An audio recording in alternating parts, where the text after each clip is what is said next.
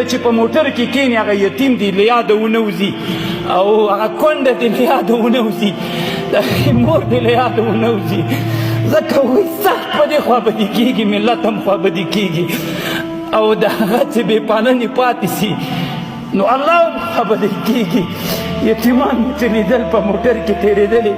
ودې پېژانده چې دا د پلانکي مولي صاحب زوی شهید شوی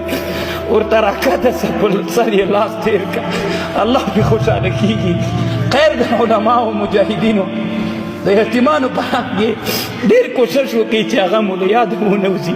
الله هم پرې خوشحاله کېږي ملت هم خوشحاله کېږي مور و پلار هم خوشحاله کېږي د هغوی به علمي فرهنګي ټولې هغه تربیتونه هم سوي خدای نکرده چې بیا څوک ونه وایي چې بې د پلانکي مجاهد زوی بې لارې سوی و بې تعلیمه سوی و او داسې و لباس کې وګرځېږي چې د تا داسې وسکټو کالي وي او د هغه شکېدلی وسکټ وي شکېدلي کالي وي د الله په خاطر باندې چې له یاده مو نه وځي دا یو ډېر لوی مسؤلیت ده دا دومره وخت و چې خو مونږ روان ولو اوس مونږ الله امتحان کې واچولو رب اغفر وارحم وانت خیر الراحمین